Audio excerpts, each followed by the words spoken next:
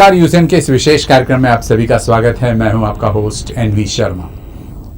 अगर आपको शुद्ध और गुणवत्तापूर्ण खाद्य पदार्थ चाहिए तो फिर आप एगमार्क या BIS स्टैंडर्ड मार्क्ड खाना खरीदते हो या फूड प्रोडक्ट खरीदते हो, जिससे कि उसकी क्वालिटी और प्योरिटी की गारंटी रहती है। ठीक उसी तरह अगर आभूषणों की बात करें तो हॉलमार्किंग एक स्टैंडर्ड मार्क है जिस बेसिस पर उस आभूषण या गोल्ड या ज्वेलरी या प्रोडक्ट जो भी है उसकी गुणवत्ता को हम आंक सकते हैं।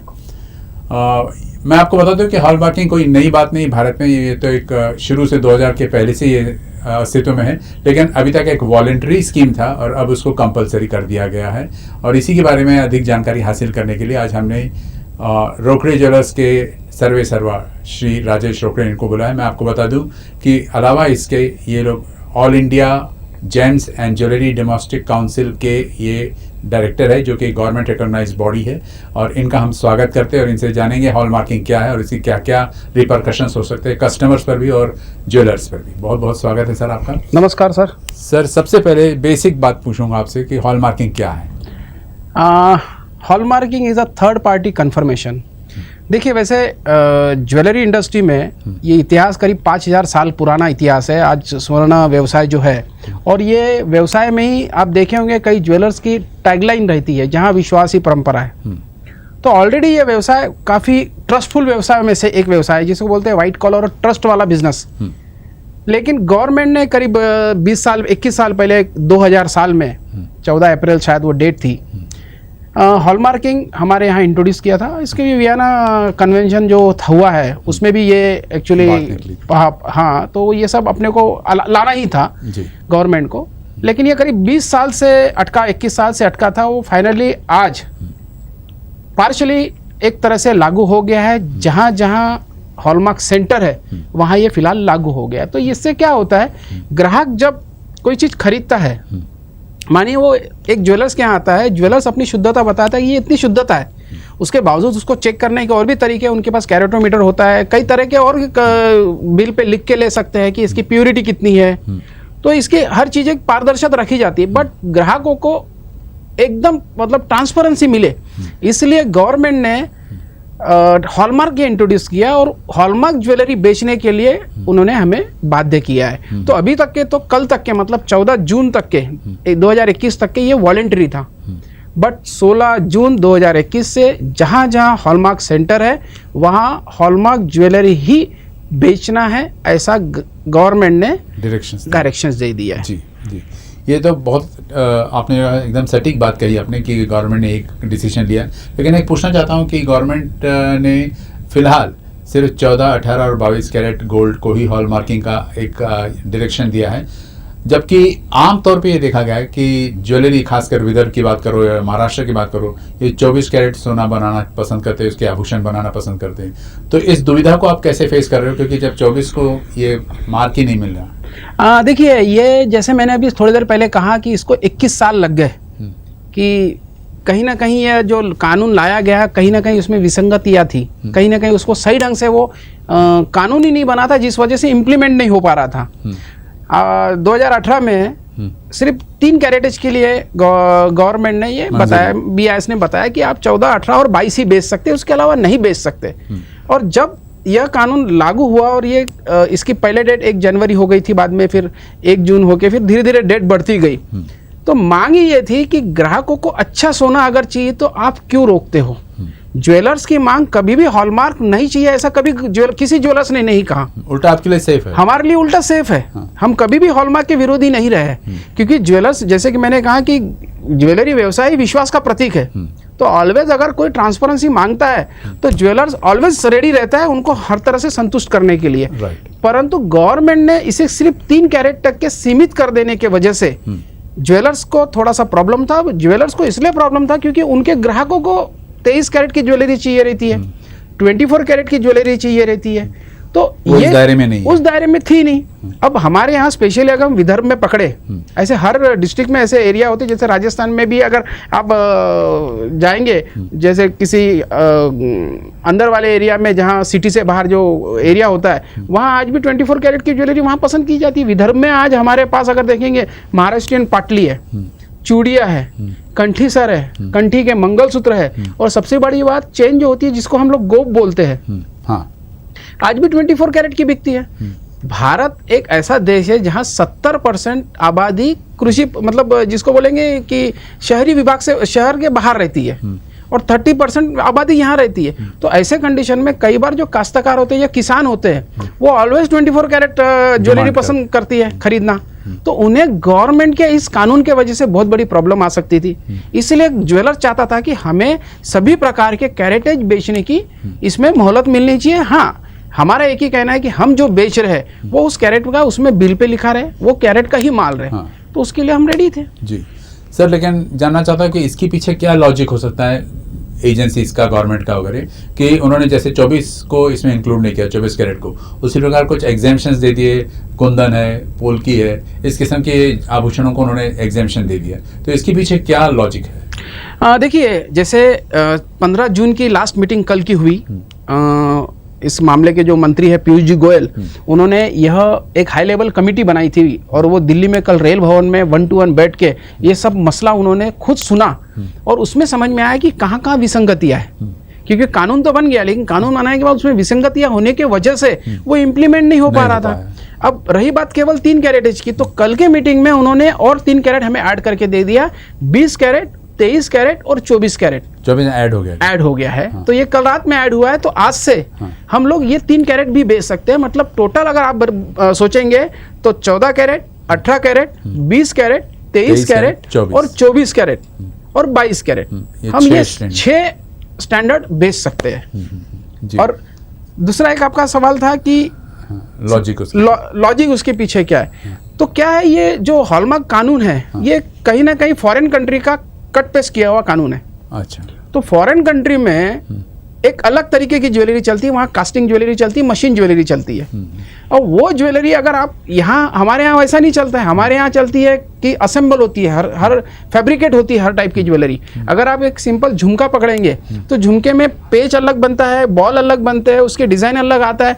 ऐसे कई चीज़ एक साथ आके हैंडमेड से वो हैंडमेड का काम करके, हैंडमेड ज्वेलरी होने के कारण इसमें कई प्रकार के कारागिर मिक्स होकर नई टाइप की ज्वेलरी बनती है, जो नॉर्मली मशीन से नहीं बनती, हैंडमेड होती है। तो इस ज्वेलरी की मांग पूरी दुनिया में, नागपुर में, इंडिया में ही नहीं है, पूरी दुनिया में। तो इसीलिए आज भारत का अपना एक अच्छा खासा एक्सपोर्ट है ज्वेलरी में। इसलिए उन्हें समझाया गया कि उसको कट पेस्ट नहीं किया जा सकता, इंडिया के हिसाब से कानून बनना चाहिए, हमारे मापदंड होने चाहिए। हाँ, हमारे मापदंड होने चाहिए। तो मंत्री महोदय ने सुना, उसको समझा और उन्होंने इम्प्लीमेंट भी कर दिया।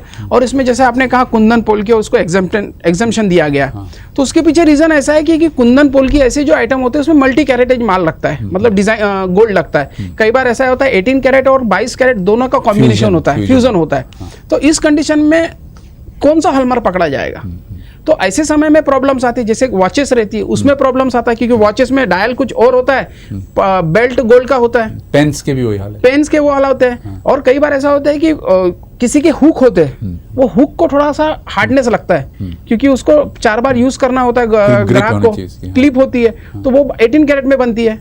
क्योंकि अगर उसको 22 या 24 में बनाएंगे तो वो हुक नहीं बनेगा, टूट जाएगा। तो प्रैक्टिकल डिफिकल्टी उसमें बहुत सारी होने के वजह से उन्हें समझाया गया और इसीलिए वो एग्जेम्प्टेड हो गया। जी, आपने एक्सपोर्ट की बात कही, तो एक्सपोर्ट की बात करेंगे हम, इंटरनेशनल शोज की बात करेंगे हम, या B2B शोज होते हैं जी, तो इनके क्या अभी रिपरकशंस होंगे ये कानून? इसमें पहले जो कानून बना था, जो कल से पहले वाले, उसमें ऐसा प्रॉब्लम था कि हम लोग B2B शो भी नहीं कर सकते थे, एग्जीबिशंस भी नहीं कर सकते थे। उनका सिर्फ कहना था कि अगर आपके पास ज्वेलरी आपके प्रीमाइसेस में है तो उसे हॉलमार्क ही रखना है। तो इस वजह से हम उस, देखिए अभी कैसा होता है B2B शो में, अगर हम उसको हॉलमार्क करके रख देते हैं और किसी रिटेलर को अपने मार्क की ज्वेलरी बना के चाहिए तो उसे में प्रॉब्लम जाता था। तो कई बार ऐसा होता है कि हमें अप्रूवल पे माल भेजना है, होलसेलर को, रिटेलर को अप्रूवल पे माल भेजते कि भाई आप सिलेक्शन कर लो। पार्सल से माल आता है, वहाँ 1 किलो माल आया, उनमें से आधा किलो उन्होंने सिलेक्ट किया, आधा किलो वापस भेजा। अब फिर वो हॉलमार्क करके भेजेंगे तो डबल तक काम हो जाएगा। तो इस टाइप की प्रैक्टिकल डिफिकल्टी थी। इस वजह से हम लोग कहते थे कि हमें एग्जेम्प्टेड यहाँ होना चाहिए। और मंत्री महोदय ने बड़ी संगीता से जिसको बोलते कि ध्यान देके सुना और उन्होंने इस चीज को एग्जेम्प्ट किया। सबसे बड़ी बात वो समझ गए इस बात जी को। हाँ, टेक्निकल उन्हें जो प्रॉब्लम है वो समझे उन्होंने। तो इस वजह से मैं पीयूष जी गोयल जो हमारे केंद्रीय मंत्री है इस मामले के, और हमारे राज्य मंत्री राव साहब दानवे जी, मैं दोनों का all India James and jewellery domestic council और नागपुर सराफा की ओर से, मेरे पास नागपुर सराफा का सचिव पद भी है, महाराष्ट्र सराफ सुरक्षा महामंडल का विदर्भ का अध्यक्ष का पद भी है। तो मैं तीनों पद के नाते उन दोनों हमारे मंत्रियों का मैं बहुत बहुत शुक्रिया मानता हूँ। जी सर, एक पूछना था, जैसे कि अभी गोल्ड हॉलमार्किंग तो कंपलसरी कर दिया गया और आपने 6 कैटेगरीज गिना दिए। जी, हमारे पास अमूमन बात कर रहा हूँ मैं, एक एवरेज की बात कर रहा हूँ मैं, कि करीब करीब 4.5 लाख ज्वेलर्स होंगे। जी जी, और हमारे पास 256 डिस्ट्रिक्ट्स में सेंटर्स होंगे। जी, और मोस्टली एक है डिस्ट्रिक्ट में तो एक ही सेंटर होता जी। होगा। तो कहाँ ये प्रोपोर्शन बिगड़ा हुआ नजर नहीं आ रहा आपको कि 4.5 लाख ज्वेलर्स अपने गोल्ड या ज्वेलरी या जो भी उसको लेके जाएंगे और 8 सेंटर्स में देंगे, और उससे वापस मिलने की कब तक उम्मीद है और लेट हो सकता है? देखिए, हमारी 3-4 प्रमुख मांगों में से सबसे बड़ी मांग यही थी कि हमारे पास इंफ्रास्ट्रक्चर नहीं है। आज 20 साल होने के बावजूद, 21 साल होने के बावजूद अगर इंफ्रास्ट्रक्चर के लिए हम रो रहे हैं, और आपको जानकर आश्चर्य लगेगा कि अगर आप इसमें परसेंटेज वाइज देखेंगे तो 66% स्टेट में जो डिस्ट्रिक्ट है आज हॉलमार्क सेंटर नहीं है। हाँ, तो ये कह रहा हूँ, अगर 66% अगर नहीं है, 11 स्टेट है ऐसे है जहाँ हॉलमार्क सेंटर ही नहीं है। स्टेट की बात कर रहा हूँ, स्टेट की बात। यस। हाँ। और 66 डिस्ट्रिक्ट है जहाँ हाँ, हॉलमार्क सेंटर नहीं है। 8 सेंटर। इसीलिए गवर्नमेंट ने जो कल फाइनल किया, केवल 256 जो डिस्ट्रिक्ट है जहाँ हॉलमार्क सेंटर है वहीं ये मैंडेटरी है।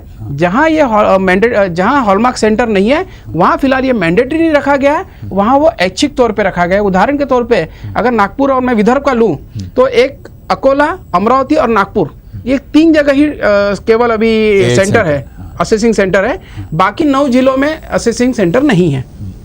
तो क्या इन डिस्ट्रिक्ट्स जहाँ 9 सेंटर्स में नहीं है उनको, सॉरी 8, हाँ 8, हाँ, उनको आजादी है कि वो आके नागपुर में, अमरावती में कहीं चेक नहीं, देखिए वॉलेंटरी वो आ सकते हैं, हाँ। परंतु उन्हें मैंडेटरी नहीं रहेगा, कंपलसरी नहीं रहेगा कि उनको हॉलमार्क ही बेचना है। जब वहां पे अगर हॉलमार्क सेंटर खुल जाता है तो वो लोग भी इस दायरे में आ जाएंगे। तो ये एक सरल तरीका हुआ।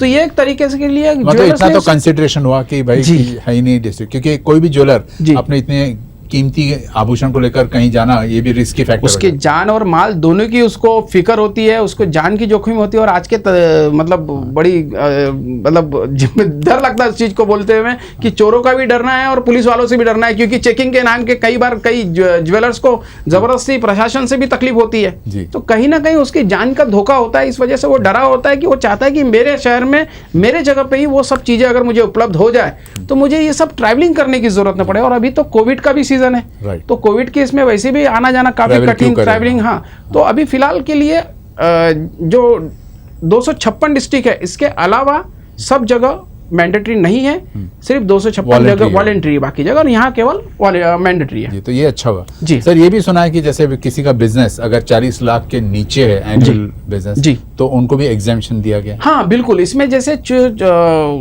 छोटे ज्वेलर्स, कुछ लोग बोलते हैं कि उनका टर्नओवर बहुत कम है, तो उनको इस दायरे से दूर रखा गया। जो जीएसटी में रजिस्टर्ड है, 40 लाख की जीएसटी में भी लिमिट है, उसके ऊपर वालों को जीएसटी में रजिस्टर्ड होना पड़ता है। ठीक उसी तरह से हॉलमार्क में भी आपको 40 लाख से ऊपर है तो ही आपको रजिस्टर्ड होना है, अदरवाइज होने की जरूरत नहीं, एग्जेम्प्टेड है वो। तो ये भी एक अच्छा गुड न्यूज है, बहुत अच्छी न्यूज है, बहुत अच्छी न्यूज है, बहुत अच्छी न्यूज है। जी सर, जैसे इसके रजिस्ट्रेशन के लिए 1 टाइम फी वसूला जाता था, सुना है कि आजकल वो क्रैश हो गया है जी, तो इसके पीछे क्या कारण हो सकता है? देखिए, हमने ये लॉजिक दिया था कि यह लाइसेंस राज नहीं आना चाहिए।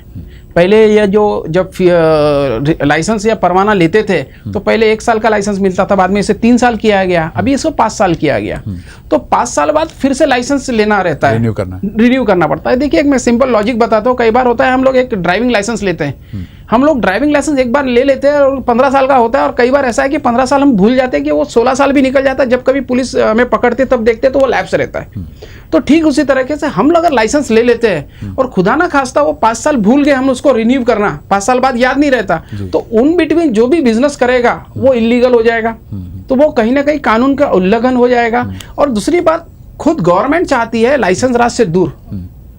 गवर्नमेंट खुद चाहती है कि पेपरलेस वर्क हो, ऑनलाइन काम हो, लाइसेंस राज ना बने, इंस्पेक्टर राज ना आए। तो फिर यह वन टाइम रजिस्ट्रेशन करके, हमने गोयल साहब को कल बताया, तो उन्होंने इस चीज को माना और ये लाइसेंस फी हटा दी गई और वन टाइम रजिस्ट्रेशन करने के लिए माना गया। और वन टाइम रजिस्ट्रेशन एक बार हमने कर दिया, उसके बाद फिर हमें लाइफ लॉन्ग जिंदगी भर फिर से हमको रिन्यू करने की जरूरत नहीं है। उसका तर्क भी ये दिया गया कि जब जिंदगी भर हमें हॉलमार्क बेचना है तो रिन्यूअल करने की जरूरत क्या है। तो इस तरह का तर्क रख के मंत्री महोदय ने तुरंत उसे एक्सेप्ट किया। जो हमारी जायज मांग थी उसे किसी भी तरह का प्रश्न चिन्ह नहीं आया और तुरंत उस चीज को मांग अप्रूव हो गई। और ये मांग जायज भी है सर, 100%। एक पूछना चाहता आपसे, जैसे कि अभी आप मान के चलिए, फर्ज कीजिए कि आप एक रिटेलर हो, आपने जाके होलसेलर से गोल्ड खरीदा और हॉलमार्किंग उस होलसेलर का रहेगा या रिटेलर का रहेगा? अभी इसमें भी 2-3 प्रॉब्लम्स है, अभी वो सॉर्ट आउट नहीं हुए हैं। जैसे कि ये एक प्रॉब्लम है कि पॉइंट ऑफ सेल को माना जाएगा, जो फर्स्ट सेल होगा उसे हॉलमार्क करके ही बेचा जाएगा। तो आज के तारीख में होलसेलर को हॉलमार्क करके ही बेचना है, ये अभी कानून में है। बट हम चाहते हैं कि ये पॉइंट ऑफ सेल रहे बट B2C ही रहे। मतलब मैं जब ग्राहक को बेचता हूं तब वो कानून फिक्स होना चाहिए, ना कि मेरे होलसेलर से मैं लेते हूँ। क्योंकि इसमें प्रॉब्लम एक और आएगा, आज मैं होलसेलर से मैंने अगर उसमें मार्क डाल दिया, वो ना मेरे पास आया, मैं फिर अपना मार्क डालूंगा, इतनी छोटी चीज उसमें दो पहले 4 मार्क आ गए, फिर मेरे 4 मार्क लगाऊंगा, उससे एक तो डबल हॉलमार्किंग करना पड़ेगा, कस्टमर को भी डबल पैसा खर्चा होगा। तो हमने इस चीज का निवेदन देके रखा है कि ये पॉइंट ऑफ सेल वो भी consider with only when we are doing business with customer, मतलब B2C जब हम कर रहे हो तभी यह मान्य हो, ना कि B2B में इसे मान्यता मिले। तो अभी इसके लिए हमारी बात चल रही है और हो सकता है कि देखिए अभी 90% हमारे प्रॉब्लम सॉर्ट आउट हो चुके हैं, 10% प्रॉब्लम्स है जो प्रैक्टिकल आने वाले हैं। तो उसके लिए अभी जिस हिसाब से पूरा मंत्रालय ने कल रात में करीब 11 बजे तक के हमारी बातें सुनी, इसका मतलब संजीवनी से वो सुन रहे हैं हमारी बातें और निश्चित तौर पर अगर 5-10% के प्रॉब्लम्स है तो वो बैठ के वो सॉर्ट आउट हो जाएंगे। बिल्कुल। यहाँ एक और डाउट आता है, जैसे आपने एक पेयर ऑफ इयररिंग्स बेचा आपने जी, आपने एक पे हॉलमार्क लगाना काफी है, दोनों पे हॉलमार्क लगाना काफी? कानून तो ये बोलता है कि दोनों पे, क्योंकि कानून ये बोलता है आर्टिकल मतलब एक सिंगल ना वो आइटम हो गया, वन पीस हो गया वो। आर्टिकल मीन अगर टॉप्स ले रहा है वो 1 आर्टिकल हो गया, 2 पीस। दो piece is equal to 1 article. Yes. तो दोनों को हॉलमार्क होना चाहिए। अगर 4 चूड़ी है तो चारों को होना चाहिए, एक को नहीं। तो उसी हिसाब से इसका चार्जेस भी ग्राहक से लेना है हमें जी। AH&H सेंटर की बात करेंगे, एसिंग एंड हॉलमार्किंग सेंटर्स की बात करें, आपने कहा 226 डिस्ट्रिक्ट में है, 256 डिस्ट्रिक्ट। हाँ जी। तो अगर उन्होंने कुछ पैरामीटर्स के अनुसार उसको नहीं आंका है, एनालाइज नहीं किया वो ज्वेलरी को और फिर आपको दे दिया, और अगर आप कहीं पकड़े गए तो फिर वो जिम्मेदार, अकाउंटेबिलिटी किसकी रहती है, उनकी रहती है? हमारा एक सबसे बड़ा झगड़े का मुद्दा ये भी था, क्योंकि देखिए ज्वेलर्स, मैंने पहले भी कहा है कि ये ट्रस्ट वाला बिजनेस है और ग्राहकों के साथ जो ज्वेलर्स का इतने सालों का जो बॉन्डिंग है वो काफ़ी मजबूत है। और कभी भी आज अगर मैं पूरे 10 साल का रिकॉर्ड निकालूं तो 1% से ज़्यादा केसेस कभी किसी ज्वेलर्स के खिलाफ नहीं बनी है। बट इसी के उल्टा हॉलमार्क सेंटर में 50% हॉलमार्क सेंटर बंद हो चुके हैं गड़बड़ियों के कारण। हमारा यही कहना है कि यह जो जिम्मेदारी है जो गारंटी की, वह हॉलमार्क सेंटर पर डाली जाए, जिससे कि वो जिम्मेदारी अगर रहेगी तो वो सही ढंग से हॉलमार्क करेंगे, किसी प्रकार का उसमें किंतु परंतु होने के चांसेस खत्म हो जाएंगे। परंतु इसमें अभी जो कल हमारी बात हुई सरकार के साथ, तो सरकार ने ये कहा है कि अभी ऐसी अगर केसेस आती तो पहले क्या होता था, सीधा उसको एक नोटिस दिया जाता था ज्वेलर्स को और ज्वेलरी दुकान बंद। ये प्रॉब्लम बिल्कुल नो फॉल्ट। फिर नो फॉल्ट होने के बावजूद, या फॉल्ट बात की बात है, अगर आपके यहाँ अगर हॉलमार्क चीज है और वो गलत पाई गई है तो 1 मिनट में एक आपको नोटिस आएगा और आपको अपनी दुकानें बंद करनी पड़ेगी, जिसे 4 पीढ़ियों से हमने बनाई है। आप सोचिए कि 4 पीढ़ियों से हमने वो दुकान बनाई है, एस्टेब्लिश करके नाम, हाँ एस्टेब्लिश किया है, और एक छोटी सी गलती जो भी हमने नहीं की, गवर्नमेंट ने बोला है कि हॉलमार्क सेंटर से हॉलमार्क करके आप बेचो, और हमने उनको फीस भी दी है हॉलमार्क चेक करने की ज्वेलरी को, और उसके बावजूद अगर वो प्योरिटी में कम आकी गई या पाई गई तो उसकी जिम्मेदारी ज्वेलर्स पे डालना और उसके बाद नोटिस देके उसका दुकान बंद करना, आप सोचिए कितनी बड़ी बात है। तो इसीलिए गवर्नमेंट को बताएगा, तो गवर्नमेंट ने अभी हमें ये आश्वासन क्लियर दिया है कि ऐसी कभी कोई केसेस आती है किसी के खिलाफ तो उसका बाकायदा इन्वेस्टिगेशन किया जाएगा, और इन्वेस्टिगेशन करने के बाद BIS के माध्यम से जो गिल्टी होगा, अगर वो ज्वेलर्स है तो ज्वेलर्स के साथ फाइन लगेगा या उसके ऊपर दंड लगेगा, और अगर हॉलमार्क सेंटर ने किया है तो हॉलमार्क सेंटर पे लगेगा। मतलब यहाँ न्याय हुआ बिल्कुल जी। सर अल्टर्ड ज्वेलरी की बात करते हैं हम, तो अल्टर्ड ज्वेलरी के बारे में फिर अगेन जिम्मेदारी आ जाती है, रिस्पॉन्सिबिलिटी आ जाती है, तो उसको कैसे आप इस हॉलमार्किंग की चीज से जोड़ते हो? देखिए, कोई भी चीज अगर अल्टर करनी है तो देखिए, हॉलमार्क जब होता है तो उस पर 4 चिन्ह होते हैं और उसके ऊपर एक कार्बन का एक कलर लगता है, ब्लैक कलर का, जिससे कि ग्राहक जी वो कलर अगर देख लेता है उसमें ब्लैक कलर का, तो उससे समझ में आ जाता है कि ऑल्डर नहीं है। और अगर वो कलर अगर ब्लैक निकल गया है तो ग्राहक भी समझ सकता है कि ये ऑल्टर किया हुआ है। तो ये इजी है, कोई बड़ी बात नहीं है। और अगर वो ब्लैक कलर कार्बन ही लगाने के पीछे कारण ये है कि ग्राहकों को, और कभी भी कोई इंस्पेक्टर आता है या कभी भी किसी को भी चेक करना है या हमें चेक करना है, ये प्रूफ होता है उसका, क्योंकि उसको अगर पानी में डाल दिया जाए तो उसका कार्बन निकल जाता है। अच्छा, तो अगर एक बार कार्बन निकल गया तो उसको फिर से री हॉलमार्क करना चाहिए। मतलब अल्टर्ड ज्वेलरी की बात, अल्टर्ड ज्वेलरी जी।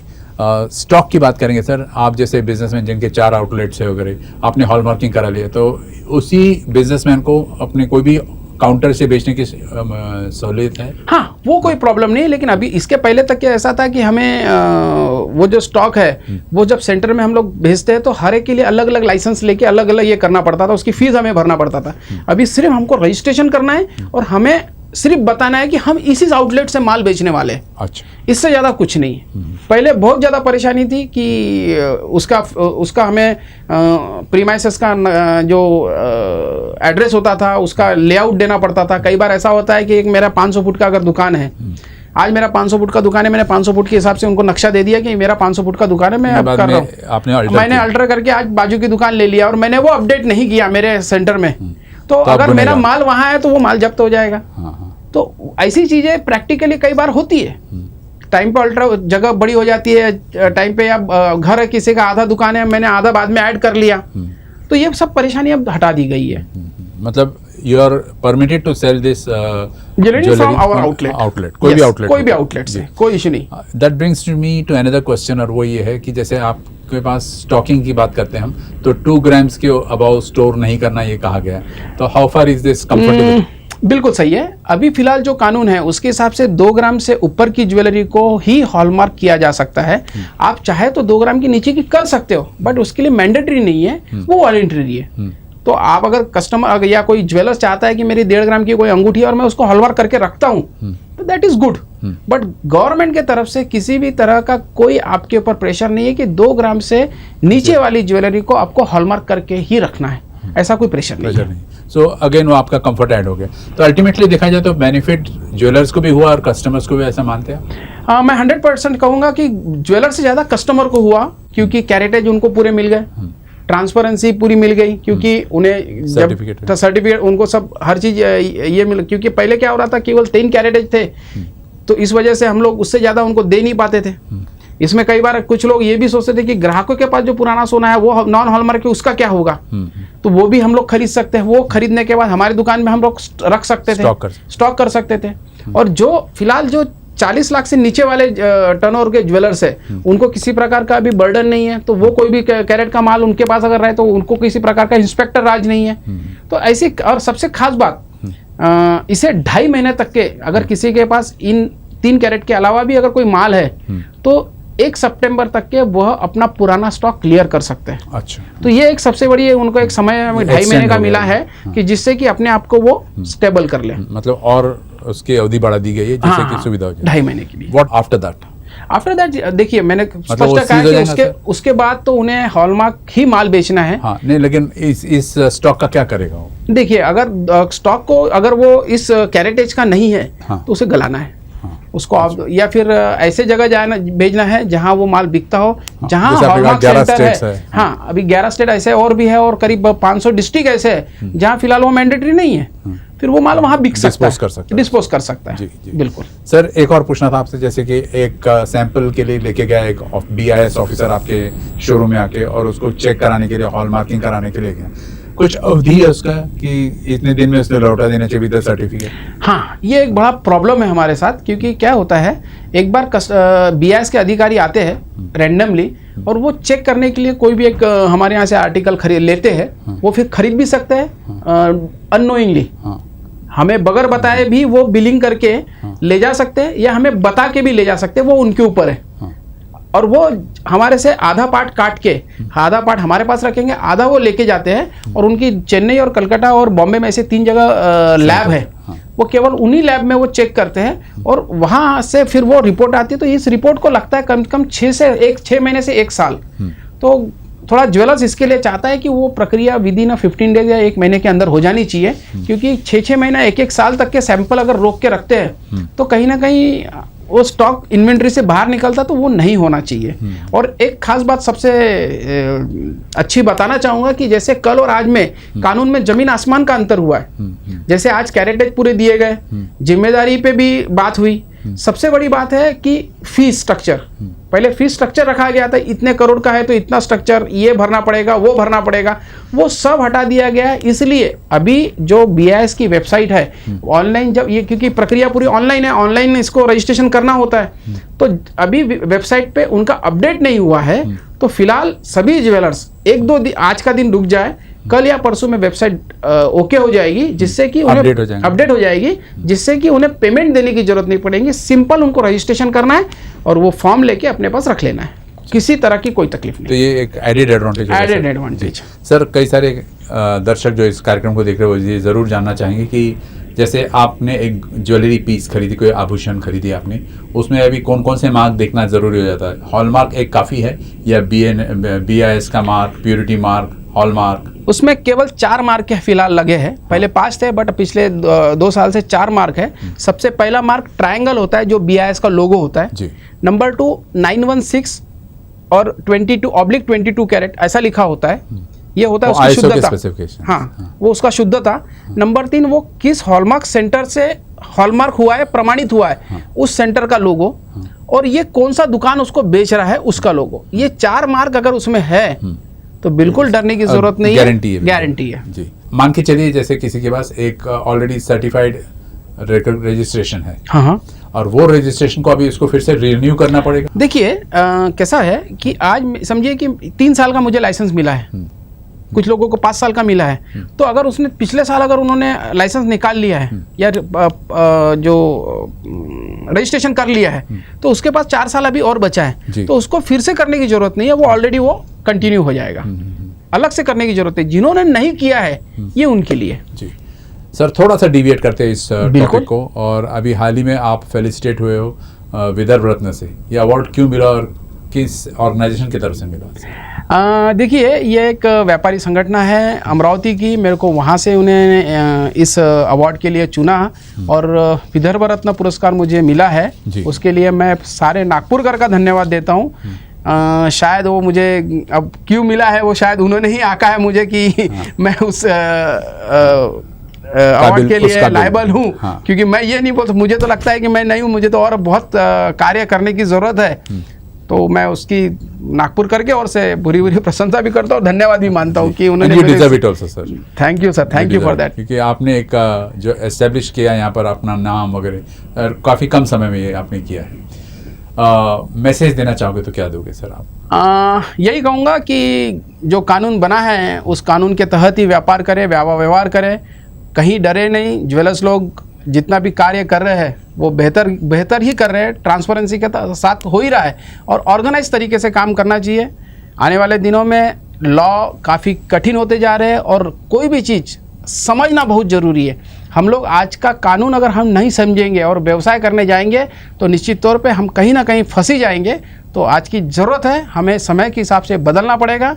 और सभी ज्वेलर्स मित्रों को मैं यही कहूँगा कि समय की मांग है, अपडेट हो जाइए ग्राहकों को, क्योंकि पहले यह केवल इंडस्ट्री सिर्फ ज्वेलरी इंडस्ट्री कही जाती थी, लेकिन अब ये सर्विस इंडस्ट्री हो गई है। सर्विस की तरफ जरूर ध्यान दीजिए, पारदर्शिता रखिए, ट्रांसपेरेंसी रखिए, ग्राहक आपका कहीं नहीं जाएगा, और हौसला रखिए, क्योंकि शुद्धता छोटे से छोटे दुकान पे भी वही मिलेगी और बड़े के बड़े दुकान पे भी अगर वही मिलेगी तो आपके जो पहचान वाले लोग हैं वो आपके पास ज़रूर लौट के आएंगे।